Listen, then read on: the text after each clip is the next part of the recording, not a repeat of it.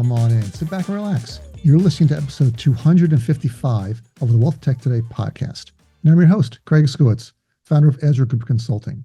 And this podcast features interviews, news, and analysis on the trends and best practices all around wealth management technology. And speaking of news, this is our September news roundup.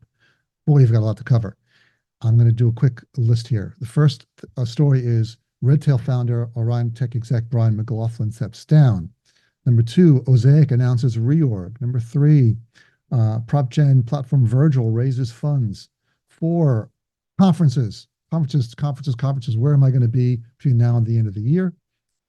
The Advisor Tech Map and the WealthTech Integration Score Recognition Program. That is what we are covering in this news episode. You're really going to like it. But before we go on, at Ezra Group, we've seen tech stacks of hundreds of RIAs. And let me tell you, most of them are loaded down with tech debt. So you shouldn't feel too bad about yours. But let's face it, tech debt is like a giant anchor holding back your business growth. If you want to free your firm for exponential growth, you should run, not walk, to our website, ezragroup.com, and fill out the Contact Us form. Our experienced team can evaluate your current tech ecosystem, deliver targeted recommendations, optimize your existing systems and operations, or run an RFP and help you implement new software to take your firm to the next level. You can take advantage of our free consultation offer by going to ezragroup.com.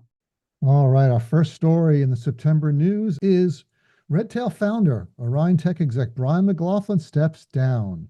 Orion exec and Redtail founder Brian McLaughlin is stepping down. He founded CRM software company Redtail in 2003. He stepped down at the young age of 48 to take on new challenges. And he is stepping down at the end of September and staying on as an advisor till the end of the year. To give me some color onto this story is my good friend and frequent guest on the podcast, Kristen Schmidt. Hey, Kristen from RA Oasis. How's it going? Oh, I'm good. Thanks for having me. You're looking very tan and refreshed from the. Yeah, it's kind of my lake. last go around before the Midwest winters come upon us. So enjoying the lakes in Wisconsin, absolutely. You get your first frost next week. Oh, don't say that. It's Wisconsin. All right. So Brian McLaughlin, I don't know if you're familiar with this Redtail company. Do I need to get you up to speed? Oh, geez. Yeah, just a little.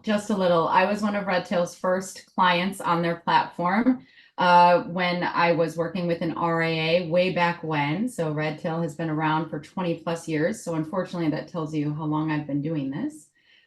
So yes, I have been a consistent and constant user of theirs for over 20 years. So what are some of the changes? Before we start to laud and praise how wonderful Brian is, let's talk about what changes you've seen since you first started working with it in 2003, 2004.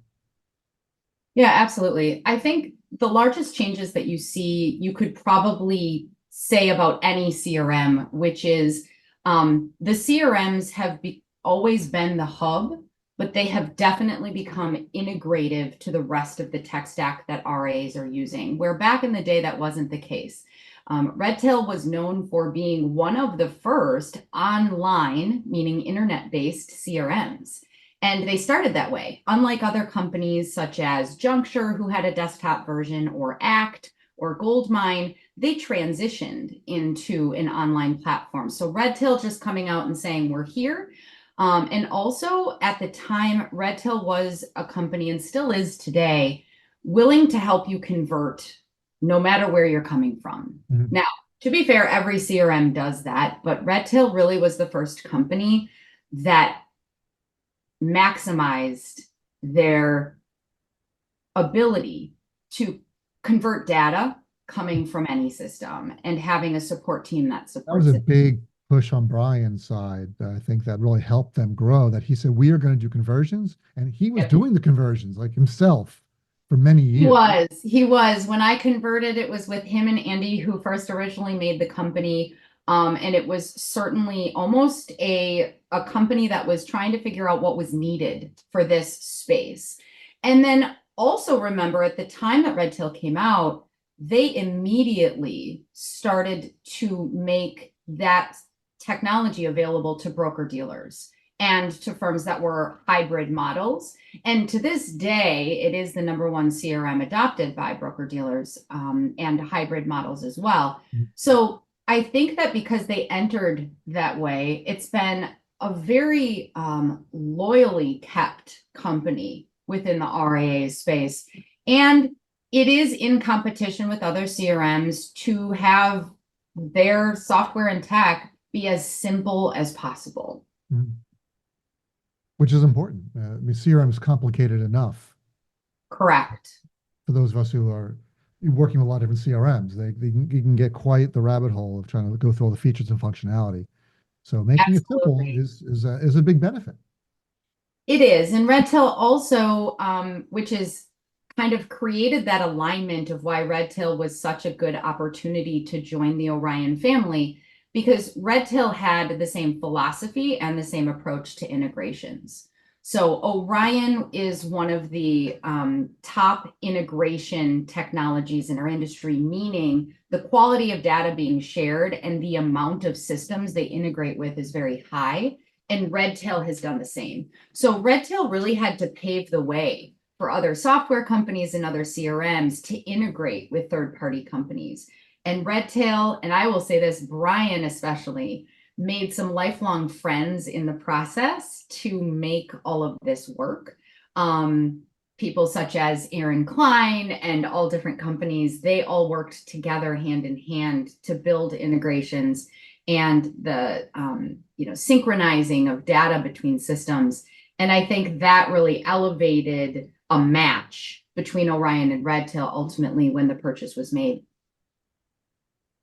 And we've been tracking here at Ezra Group, integrations are one of our big research topics. We started looking at our first integration project was 2008, I remember, and Redtail Money Guide, one of the few applications in our space that had their integrations on their website with actual information about them, not just a logo, but details. So we were pretty impressed back then with their focus on integrations, and it's only gotten better.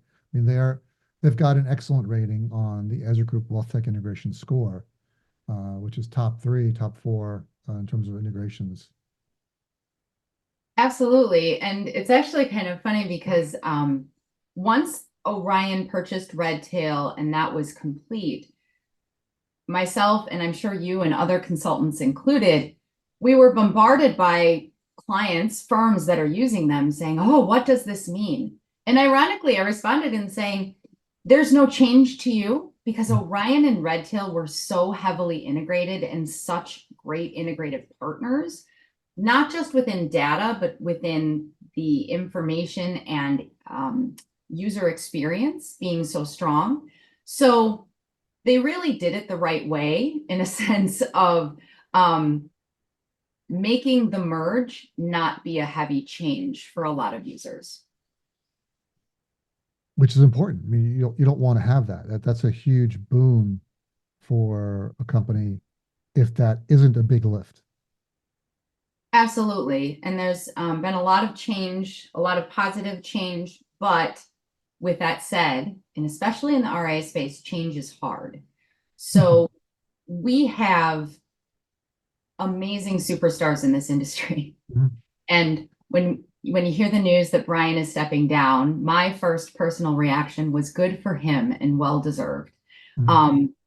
He built an empire, and he built something that is a standard necessity for a high percentage of RIAs in our community. At the same time, anyone using that product can't help but think, well, what does that mean for me? So I think Orion is just, obviously they have their Ascent conference coming up. I think they're going to do a lot of discussing what it does mean to RIAs and how things are changing and where the good, better, best will come from all of that. Speaking of the Orion acquisition, they acquired Redtail in June of 2022, which was big news. I know there was a bidding war. And you mentioned Aaron Klein, the former CEO, still and the co-founder of Riskalyze, now Nitrogen Wealth. I know they were looking to buy them as well, which would have been a really kind of strange combination, right? but Orion eventually won the deal. And then in September of 22, well, when Brian came on board, they made him president of CRM, which Hmm. is an interesting title. That changed very quickly. Then they reorganized the company into Advisor Tech, Outsourced CIO, and TAMP. And Brian became president of Orion Advisor Tech. That is correct. And this might sound familiar. InvestNet and Tamarack went through this same challenge a long time ago when InvestNet first purchased Tamarack. And they had the same challenges with a lot of their executives and people who came from different companies on how to manage the platform, because now that has transitioned, right? Orion owning Redtail, and obviously you and I have discussed previously all of the other purchases that they've made, and they're building on these, big puzzle pieces, or, creating that Tetris, if you will, for the platform. And the challenge is, and by the way, I'm strategically saying platform and not all in one. And the reason is, in all in one implies that the systems have all the same Tetris pieces. And when you look at a Tamarack or an InvestNet, and then you look at an Orion, even if you were to look at an Advizon, who often uses that, those are all powerful platforms that include more than 3 systems that could serve your business. 1, it doesn't mean your RIA will use them. And 2, it doesn't mean that you will subscribe to the package offerings, right? So just because they have a platform, you might subscribe to a 2-piece platform piece, package piece. Right. So, some can do that, some can't. Some can, exactly. And to be fair and to validate those RIA business owners that are listening today, that changes like you and I change our socks. So company offers a package in your, previous proposal or contract, and suddenly that package has now changed, or there are no package offerings. So it is really hard to make those decisions on what you need versus what you want. Yet, systems like Orion are starting to offer a lot of different package offerings to provide a platform feel. Michael Keatsis and I, who partner on the Advisor Tech Map, which you can find at keatsis.com/fintech map, have this conversation a lot. What does all-in-one mean? And we fought back and forth about it for years. Does it mean CRM, or is CRM included in all-in-one? That we decided no. In our space, all-in-one was portfolio management, billing, reporting, onboarding, basically all that part became all in one. And then CRM was an extra bonus. So you didn't have to have a CRM to be an all in one, but maybe you should have to have a CRM to be considered an all in one, considering that's a major function. If all means all the major functions of an RIA, then it should be CRM, financial planning, and portfolio management. That should become what an all in one is. Yeah, I agree with you. Sometimes and I'll say me, the conversation circles around the tech we're using. And I like to shift that to what is the services we're providing? And then what tech do I need for those services, right? So if I'm servicing my clients for financial planning and investment management, yes, I cannot do that without a CRM, right? So to say it different in how you said it is, what are the necessities of tech that I must have in place to service my clients? That's my all-in-one as an RIA. But an industry standard all-in-one, it hasn't been defined. And I make the joke all the time. Once somebody figures that out, right? I'm sure they'll let everybody know. But people like you and I are around because it hasn't been discovered. Well, I think everyone's moving towards CRM. If you look at, well, of course, Tamarack has got their own built-in CRM on top of Microsoft Dynamics, which, I mean, Tamarack's a great platform, but that CRM has not gotten a lot of traction. Correct. But it's still there. Then you've got, of course, Orion just bought Redtail. But then other applications like Advisor Engine bought Juncture, right? Yep. And they've completely revamped that from an application that we weren't recommending to now a CRM that's completely revamped, completely new and fresh, and we are recommending it and implementing it. Correct. Right? And I think that you bring up a really good point about platforms and how strong they are in certain areas. Advisor Engine is an extremely strong CRM. And to validate you, yes, they have revamped their Advisor Engine cloud platform, got rid of their desktop platform last year, and are succeeding heavily with a user-friendly system that goes way back in time. If everyone remembers Greg Friedman and what he built, there's a lot of core features that him and his team built that really are relatable to firms today. They also have a platform, a portfolio management platform that's out there that isn't heavily adopted, but that they are, trying to get more adopted. So you have these platforms where they have strengths, and then they also have weaknesses. And that's the hardest part for RIAs to really source out in a sense of what their needs are. You've also got, just to make sure we mention, everybody in the playing court here, you've got SS&C and Black Diamond, right? As we look at kind of that trifecta of portfolio management systems that have branched out. Tamarack, obviously bought by Envestnet, allowed them to have trading and rebalancing along with MoneyGuide Pro, along with their dynamic CRM and the other features. You've got Orion, which we discussed, Advison, which we've discussed. All of theirs is their own proprietary tech that's all built into a platform atmosphere. And then you've got SS&C, who bought Black Diamond years and years ago, also bought Salentica, which is now their CRM. Again, a company who chose to have two CRMs. They have a Salesforce platform and a Microsoft Dynamics platform. So they're running two. There's a challenge there in offering options because you need to maintain two completely separate CRMs from strategy to deployment, but they're doing it. So yeah, it really depends on what a firm needs throughout it. A lot of firms, I will tell you, are looking for CRM independence and platform for all the other things.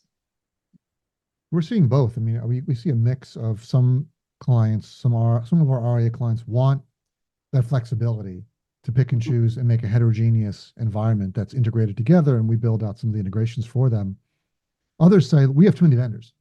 Just consolidate this. We want as few vendors as possible, and they don't even have that many, and they're still freaking out about vendors. So I don't think either way is necessarily better or worse. There's a lot of benefits to having fewer vendors. Absolutely. I will also say that back in the day when integrations were the hot talk, they still are now, but it's most integrations are very standardized. So there's nothing that is wooing RAs anymore.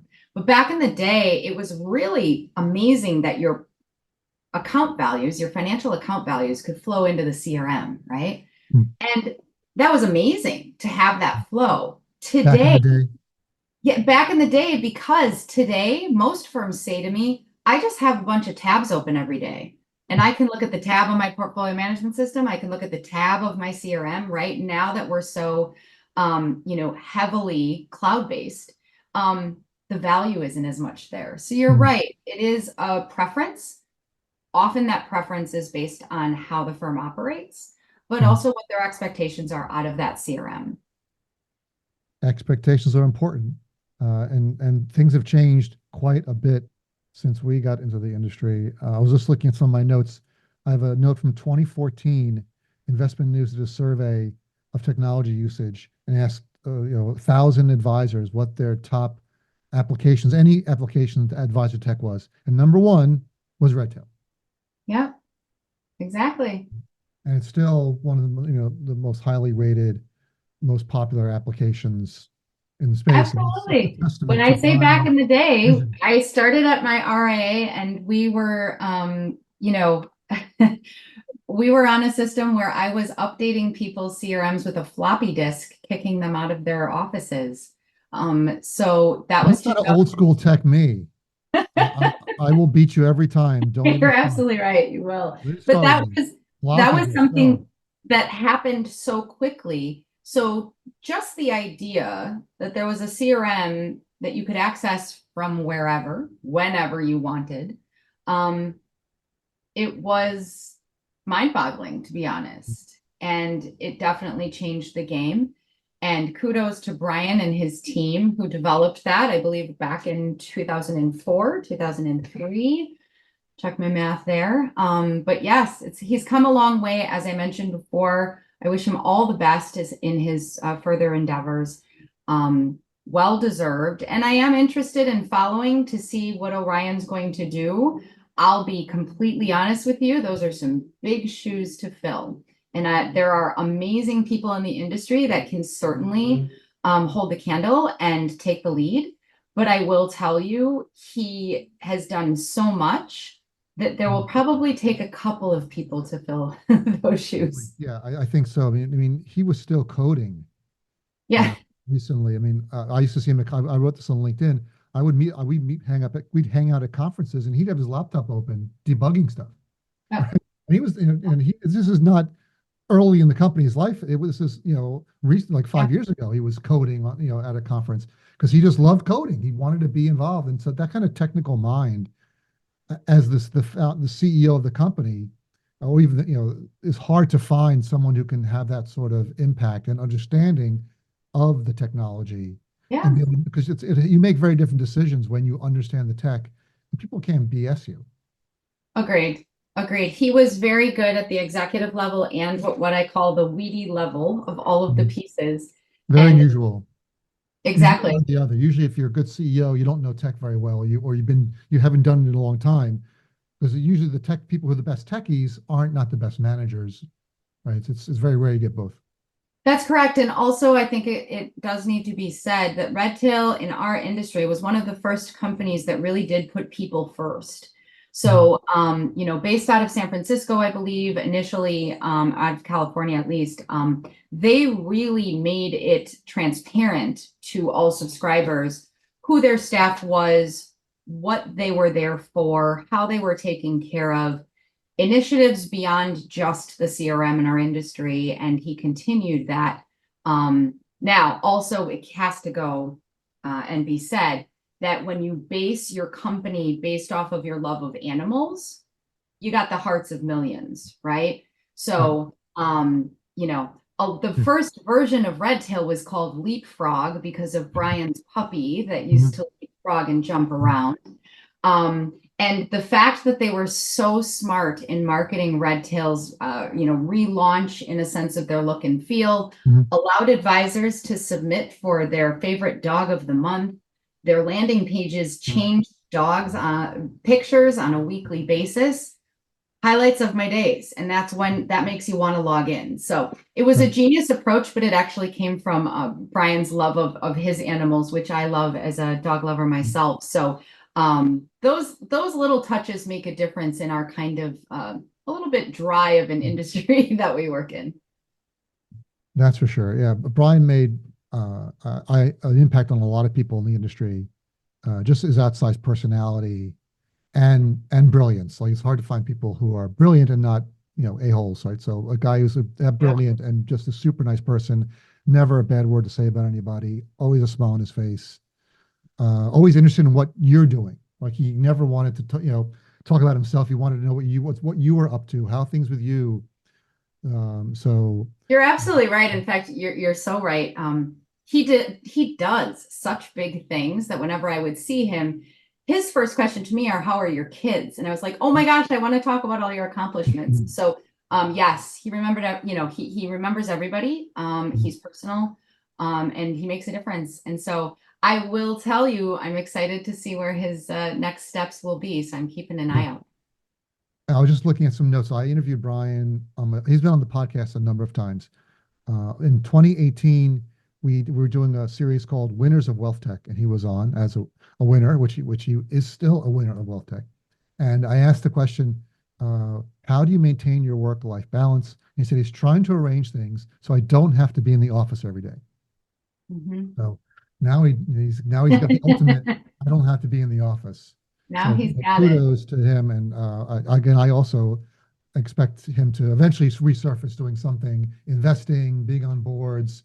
I'm not sure he'll start another company again because that's a grind, but he's got so much wisdom and knowledge and connections that he could definitely be on a number of boards, doing some angel investing and provide more value to the industry. on top of the incredible value he's already provided. So Absolutely. congrats, Absolutely. Brian. We just want to give you a shout out and say all the best. Yeah.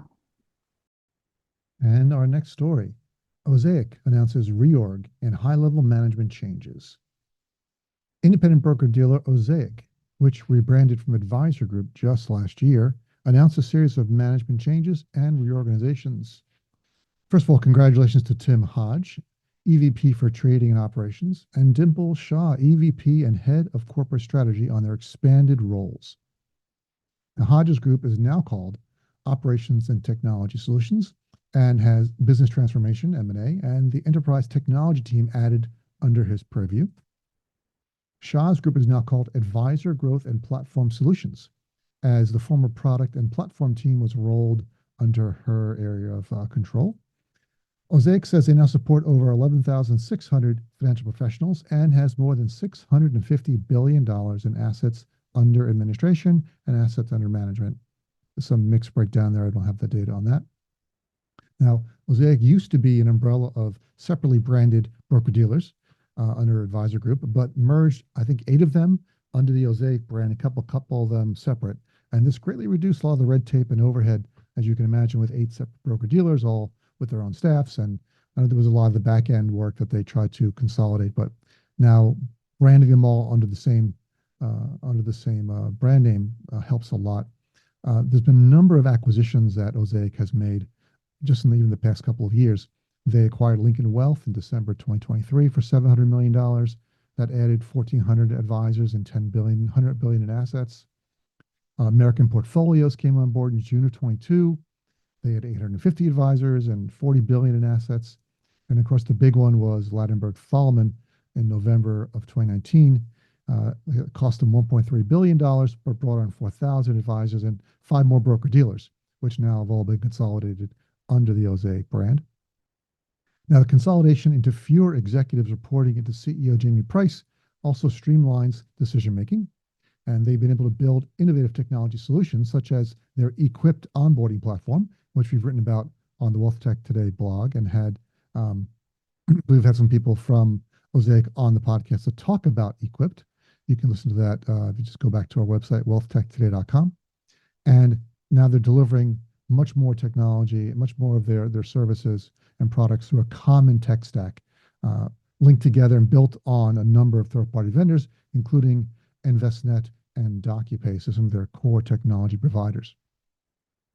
PE firm Reverence Capital bought 75% of Osaic from Lightyear Capital in 2019. They spent $2.3 billion for that, and that's back then Osaic, which was Advisor Group at the time, had only 7,000 advisors and $250 billion in assets. Now, Osaic used to be a division of American International Group, AIG, which sold the business to Lightyear Capital in 2016.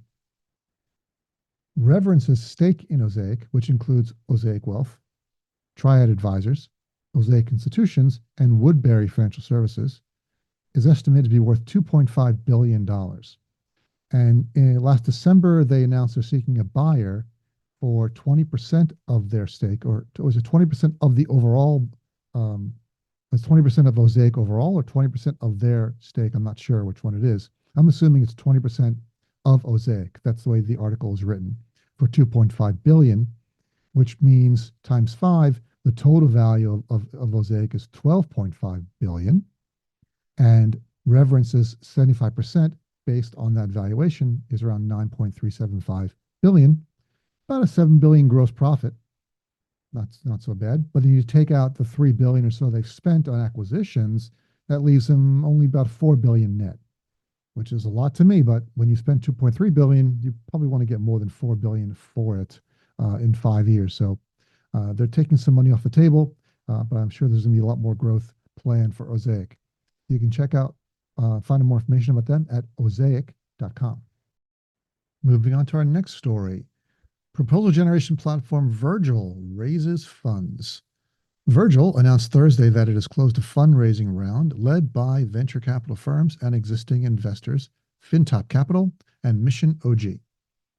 Additional funding was contributed by Northwest Mutual and venture capital firm Flyover Capital, the firm said.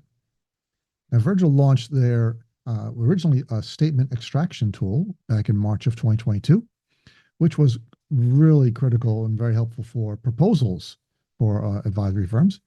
Most proposals include a current versus proposed section, which shows, hey, here's what you got, which any advisor who's worth his or her salt will say, this sucks.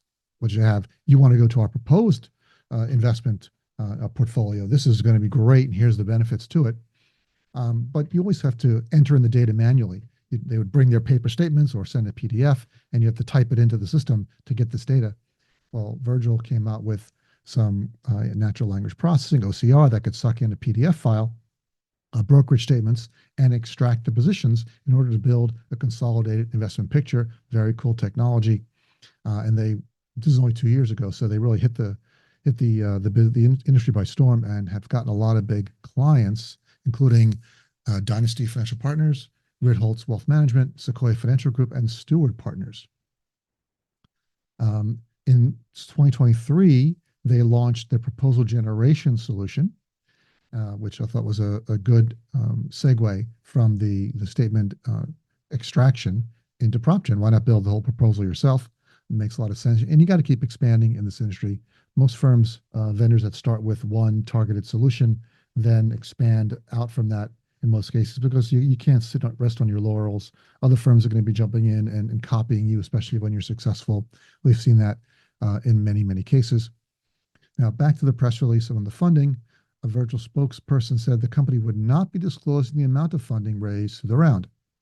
Other financial firms, other financial terms of the raise, including the size of each investor's stake, were also not disclosed.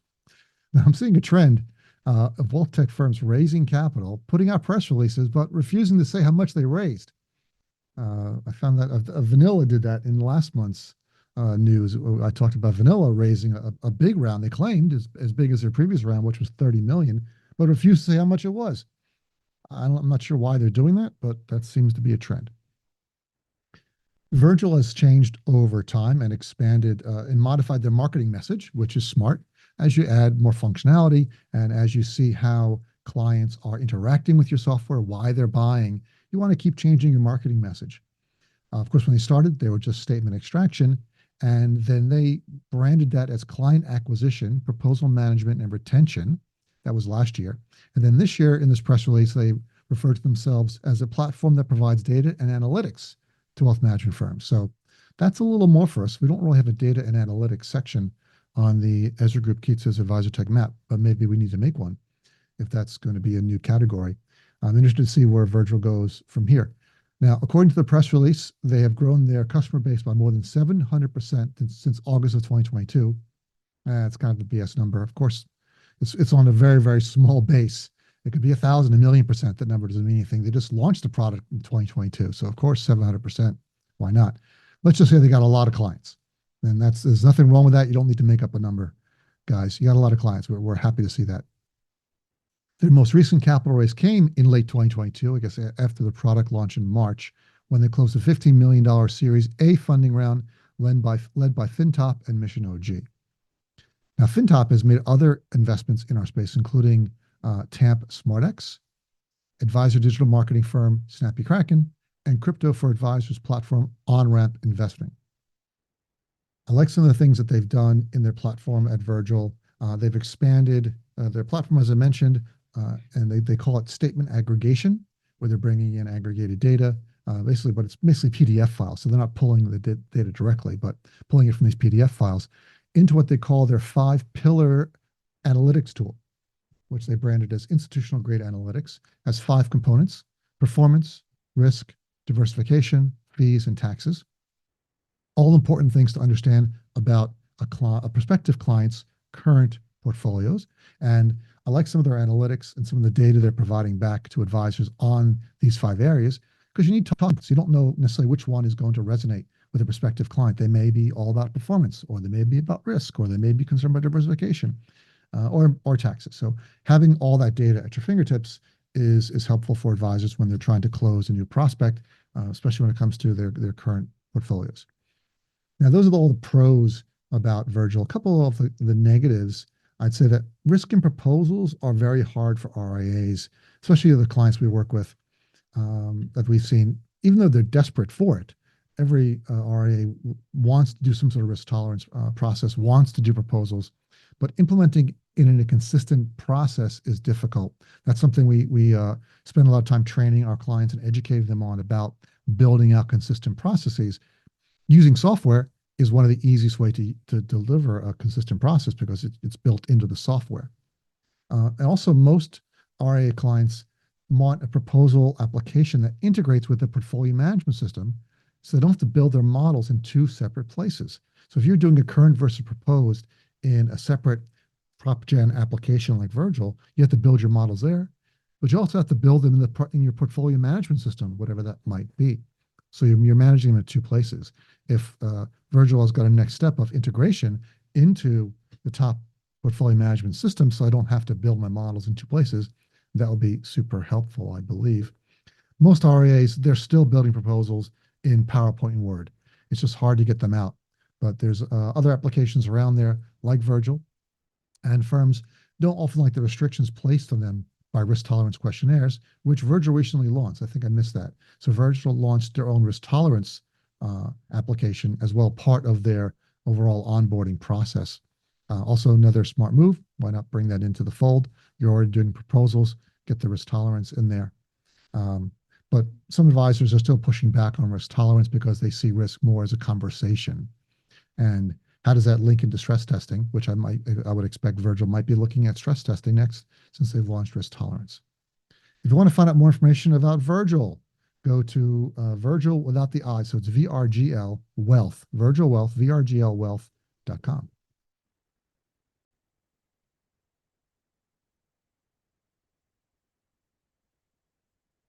It's that time of year again, folks. It's conference season.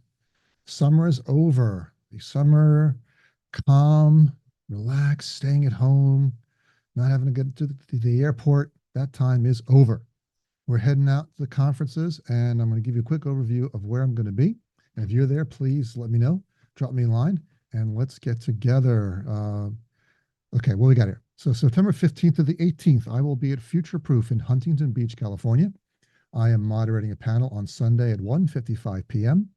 It is called How AI is Transforming Wealth Management.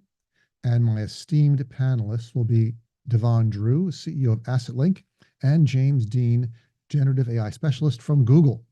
That's going to be a great panel. You're going to learn a lot about AI.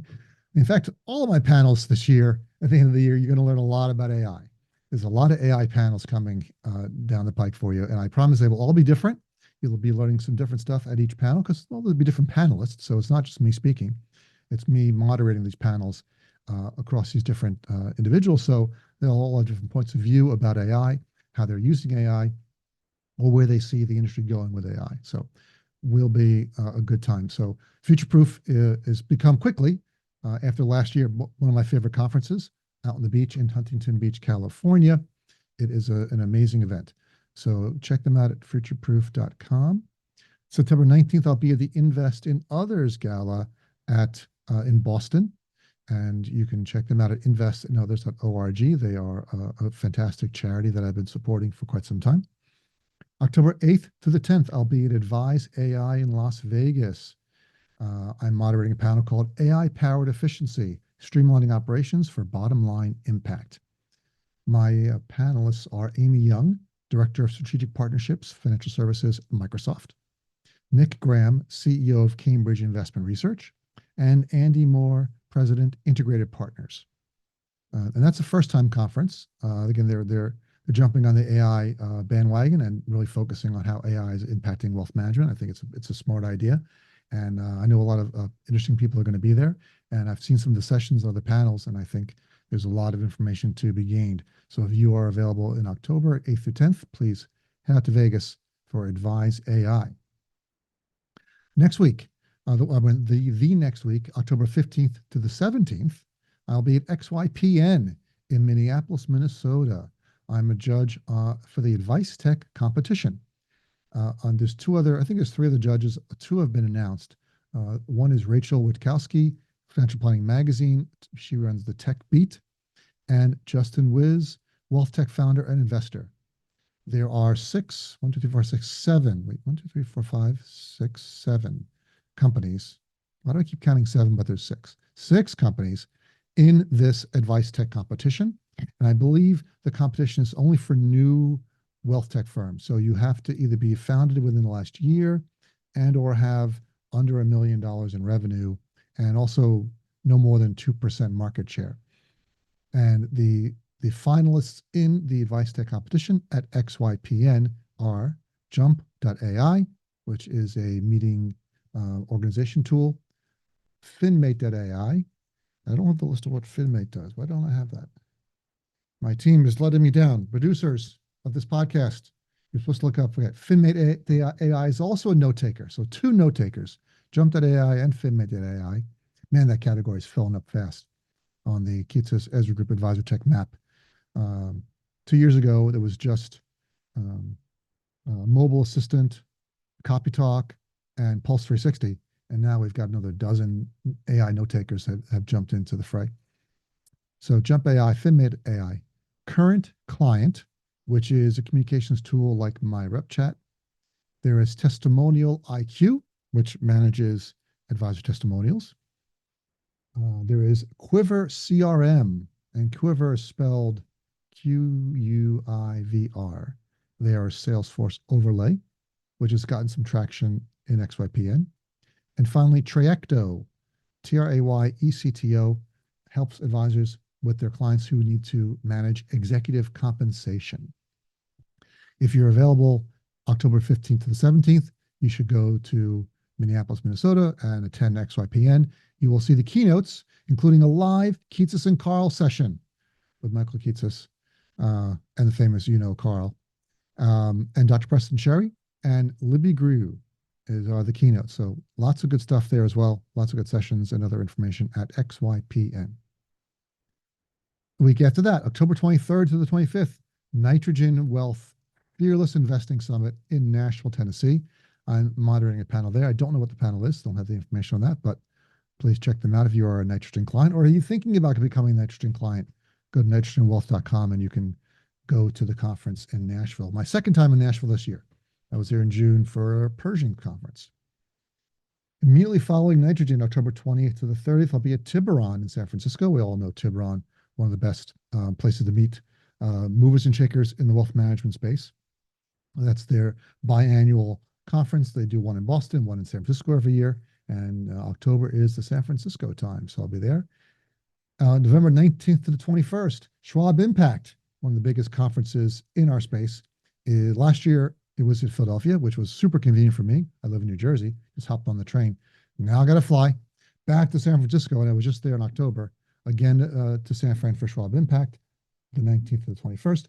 And rounding out finally the end of the year, I'll be tired by that time, December 9th to the 11th, Market Council, also one of my favorite conferences, run by the great Brian Hamburger and his firm, Hamburger Law, Market Council in Las Vegas. My second time back in Las Vegas. Man, you go back and forth to these same cities over and over again. That'll be the end, the last trip of the year for Market Council in Las Vegas. And I think I'm going to try, if anybody's interested, after Market Council, I'm going to try to take a swing over to Park City or maybe Breckenridge, because those mountains should be open by then, and we can do some snowboarding and skiing. So looking to get a fintech, wealth tech, wealth management outing. So if you are going to be out west, or if you've got some time that week of December 9th, even if you're not going to Market Council, if you want to meet me in Park City or Breckenridge, I haven't decided yet, I'll be doing that. And that's a wrap up for the conferences for the end of the year. Hey, we're up to my favorite part of the news. It's the Advisor Tech Map and the Wealth Tech Integration Score Update. We have, I think, this is for a September map, which you can find on Kitces.com, the Kitces Ezra Group Advisor Tech Map. There are 3, 6, 9 new applications added. Now, when we started this many years ago, there were not that many applications available. Now the map contains 567 entries.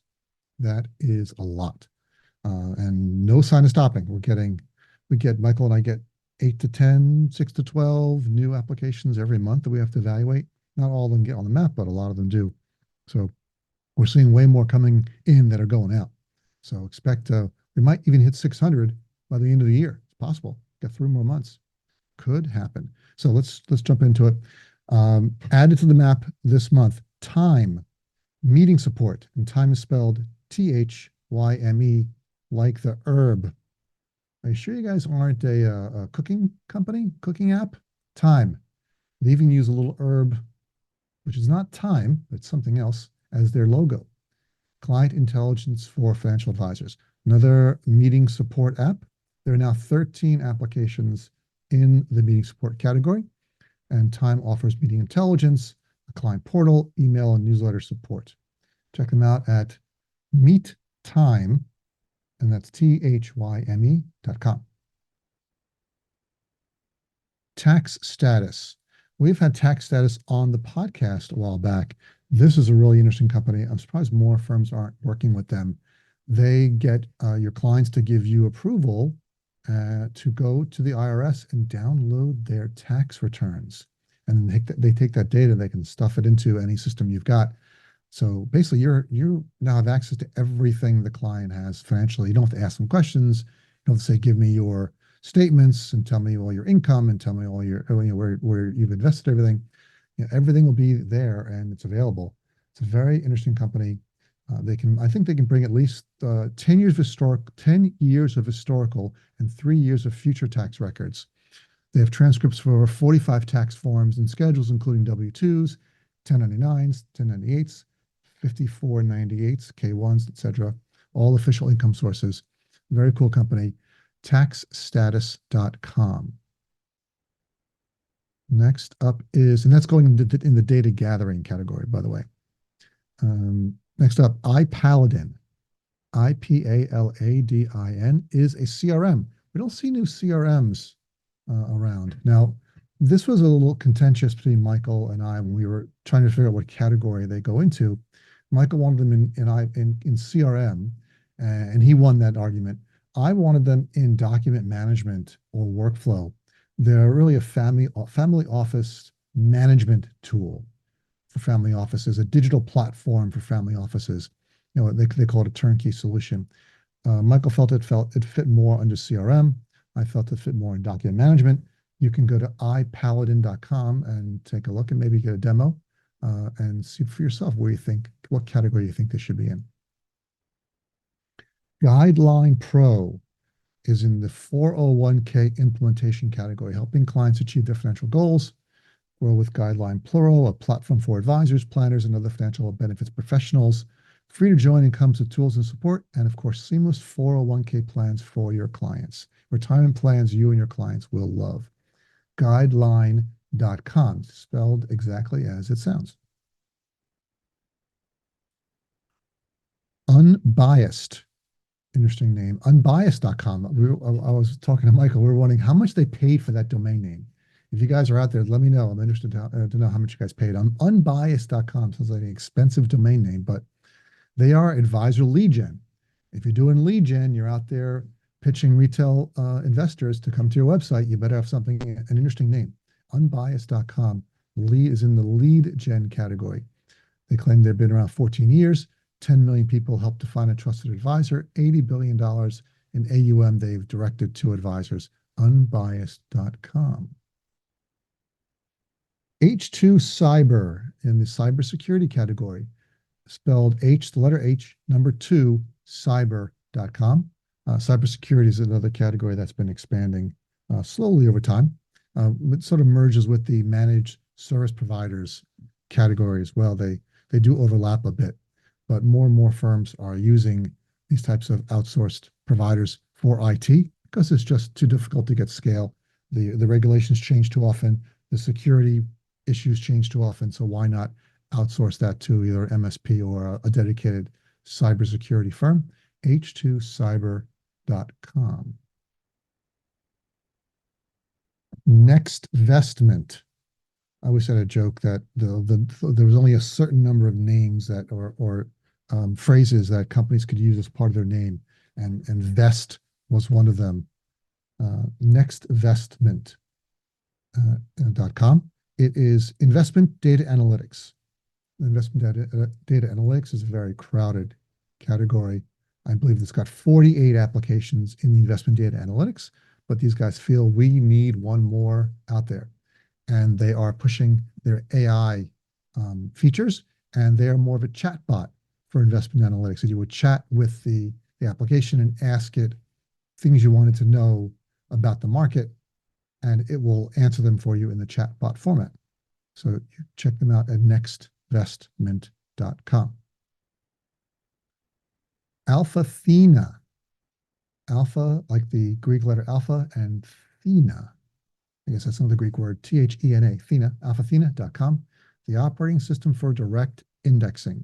We have them under trading and rebalancing, but they are really targeting advisors who are looking for direct indexing solutions, and they handle personalized indexing, portfolio transition, auto rebalancing, smart weight allocations, and tax loss harvesting. Can't talk today. And of course, they've got an AI feature, some AI features in their application as well. Everyone's got it. Everyone seems to be adding in AI. It's going to be table stakes soon. So you can look for them at alphathena.com if you're looking for a direct indexing solution. And finally, rounding out the applications, the 9 applications added to the Keats Advisor Tech Map, Absolute Capital. Their website is abscap, abscap.com. And they are in the portfolio management category under held away assets. So that's the subcategory under portfolio management. So they are focusing on helping advisors with held away assets. They've got a very interesting website, a lot of information there, abscap.com. All right, so that's the end of the map.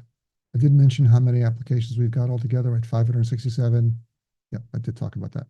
Okay, so the WealthTech integration score, you can find that at ezragroup.com if you want to see the latest scores. We have just done a full revamp of our methodology, which I believe is a lot more accurate now as time changes. We're always updating the methodology for the integration scores to make it more accurate and more useful. So you can check out the updated scores at ezragroup.com. If you are a vendor and you don't like your score, email us and we'll send you a link to the survey. Maybe there's something we don't know about your application. There's some integrations we don't have in our database. We need to know that. If we don't have the data on your application integrations, you're not going to get a good score. So please email us at integrations@ezragroupllc.com, or you can reach out to me on LinkedIn or Twitter, anywhere you or X, and I'll get the team to send you the integration survey. Now, if you have a score as a WealthTech vendor and your application scores 6.0 or higher on our integration score application, you are eligible to join the WealthTech Integration Score Recognition Program. Now, the program includes a lot of benefits. Some of them are license to use our integration score badge on your website and other marketing materials, regular reviews of your integration capabilities, access to a quarterly private research webinar for insights into integration and technology trends, as well as discounts on future consulting engagements with Ezra Group. Please reach out to integrations@ezragroupllc.com for more information about the Integration Score Recognition Program. All right, that's it. You've reached the end of another episode of the WealthTech Today podcast. Thanks for listening. But before you go, please head to our website, ezragroup.com, scroll to the bottom of the homepage, and sign up for our newsletter. Once a month, you receive an email chock full of wealth management goodness, news, information, and updates. You will not be disappointed. Thanks again for listening, and talk to you all again next time.